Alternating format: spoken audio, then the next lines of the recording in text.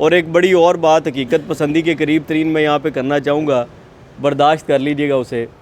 पाकिस्तान में 51% ख़वातीन है और नबी पाक सल्लल्लाहु अलैहि वसल्लम जिनकी पैगाम के बुनियाद के ऊपर ये जमात खड़ी है, उसमें ख़वातीन का रोल कितना है, ये बड़ा एक अहम तरीन मौजू है।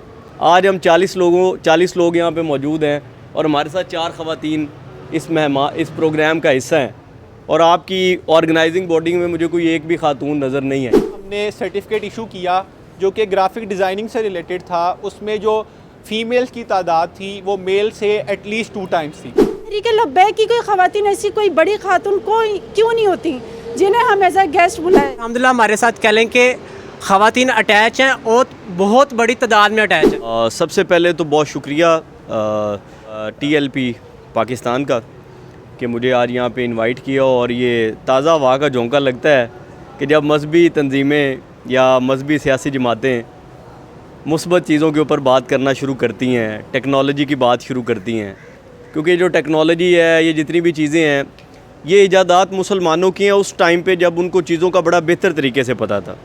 बाद में चीज़ें कट गई, बाद में इसके ऊपर प्रॉपरली काम हुआ, दुश्मनों ने प्रॉपरली इसके ऊपर काम किया और चीज़ों को इस तरह से डिवाइड कर दिया कि ये एक दूसरे के साथ बैठने को तैयार नहीं है, एक दूसरे को सुनने को तैयार नहीं है। और एक बड़ी और बात हकीकत पसंदी के करीब तरीन मैं यहाँ पे करना चाहूँगा, बर्दाश्त कर लीजिएगा उसे। पाकिस्तान में 51% ख़वातीन है, ठीक है जी। और नबी पाक सल्लल्लाहु अलैहि वसल्लम जिनकी बुनियाद पे, जिनकी पैगाम के बुनियाद के ऊपर ये जमात खड़ी है, उसमें ख़वातीन का रोल कितना है, ये बड़ा एक अहम तरीन मौजू है। और नबी पाक सल्लल्लाहु अलैहि वसल्लम वजह तख्लीक़ कायनात हैं और वो एक ट्रेडर ख़ातून के पास या उनके साथ काम करते थे। आज हम 40 लोग यहाँ पे मौजूद हैं और हमारे साथ 4 ख़वातीन इस प्रोग्राम का हिस्सा हैं और आपकी ऑर्गेनाइजिंग बॉडी में मुझे कोई एक भी खातून नज़र नहीं आई। कि जो अभी हमारी रजिस्ट्रेशन हुई है उसमें हमारे पास इस प्राइम स्टैट्स भी मौजूद हैं जो कि गूगल फॉर्म के हैं। उसमें 20% जो हैं वो वुमेंस हैं जिन्होंने अभी तक रजिस्टर किया हमारे साथ, ठीक है।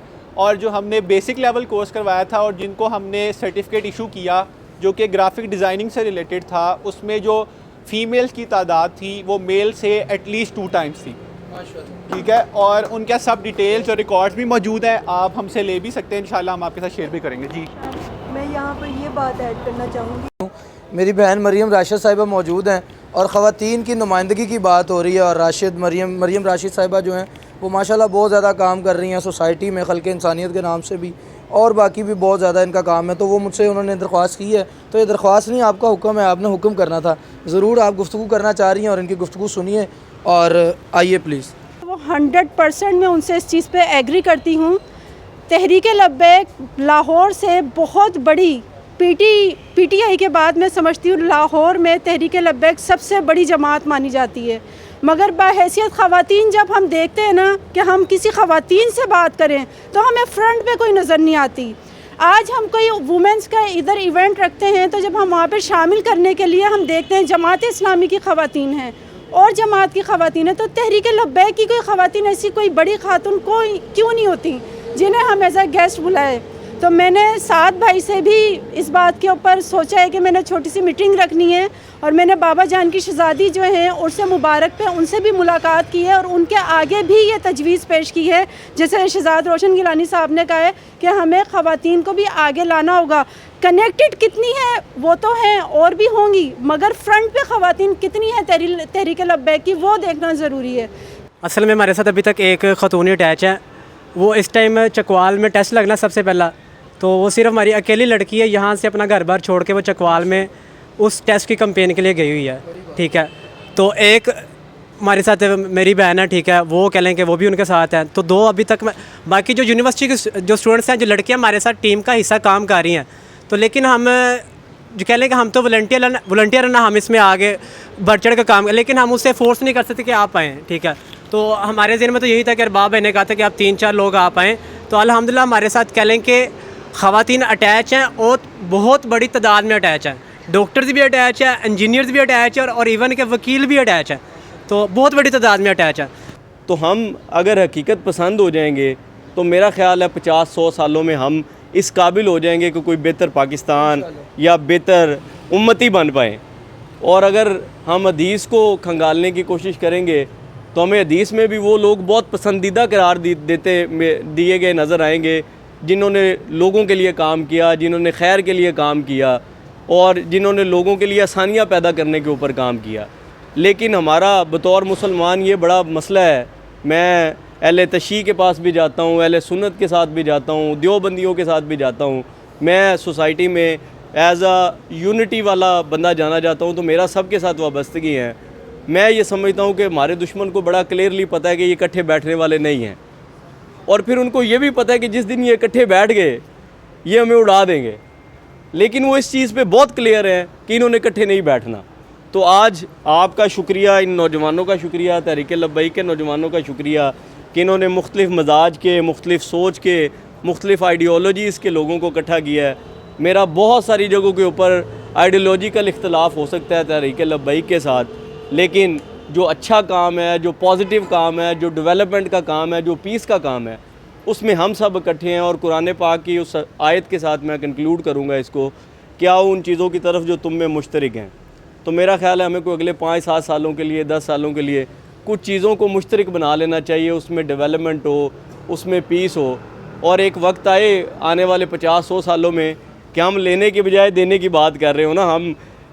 हम भी ये सोच रहे हो कि यार हमारी वेबसाइट से इतने लाख, इतने करोड़ मुसलमान दुनिया के किसी दूसरे ख़ित्ते में बैठ के वहाँ से पैसे बना रहे हैं, वहाँ पे उनको रोज़गार मिल रहा है, वहाँ उनके लिए आसानियाँ हो रही हैं।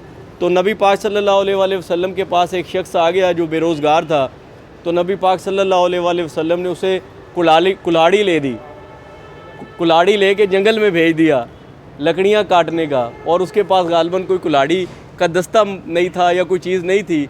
तो सहाबा किराम में से किसी एक को कर्ज़ हसना के हवाले से तरगीब दे के तो उसका ट्रेडिंग, उसका कारोबार शुरू करवाया, जिसकी वजह से एक वक्त आया कि वो जो सहाबी थे वो पता नहीं कितनी ज़्यादा तादाद में खैर बांटने वाले और देने वाले बन गए। हम सब को इन सारी चीज़ों के ऊपर प्रॉपरली बैठ के सोचना है। और मैं बीइंग अ ग्रोथ वेंचर अपनी हम्बल कैपेसिटी में आपके इस प्रोजेक्ट में कहीं हिस्सा बन सकता हूँ। मैं एक प्रोजेक्ट का कंसल्टेंट हूँ, हादी ई लर्निंग। तो हमने भी कोई 1 लाख नौजवानों को ट्रेन करने का बेड़ा उठाया हुआ है, तो उसमें 10,000 लोगों को अब तक हम कर भी चुके हैं। लेकिन जब हम ट्रेन कर चुके हैं तो अगेन कहीं ये ना हो कि ये उड़ाने वाले हजरात जो हैं कहीं वहाँ से डॉलर कमा रहे हों। तो हमें ज़रा एक दूर अंदेशी के साथ चीज़ों को सोचने की ज़रूरत है। अल्लाह आप सबका हामी व नासिर हो और आपको हिम्मत दे कि आप इस खैर के काम को पाकिस्तान के कोने कोने तक लेके जाएं, और हम भी आपके इस खैर के मकसद का हिस्सा हों। तो बाकी मैं एक बात करना चाहूँगा, ये हम नौजवान ये क्यों काम कर रहे हैं, हमारे दिमाग पागल है कि हम अपना तलीम छोड़ के सारा कुछ छोड़ के। उसके लिए अल्लामा इकबाल का एक फ़ारसी का शेर है, सरवरी दर दीने माँ खिदमत करिए। अगर सरवरी हासिल करना चाहते हो ना, दर दीने, अपने दिल के अंदर दीन का दर्द पैदा करो। दीन का दर्द पैदा कर लिया तो फिर माँ खिदमत करिए, फिर मखलूक की खिदमत करो। मखलूक की खिदमत करनी है, उसके लिए कुछ ना कुछ असूल ज़ाबित होंगे। वो क्या है? अदल फ़ारूकी, अदल हज़रत उमर फ़ारूक रज़ी अल्लाह तआला अन्हु जैसा होना चाहिए।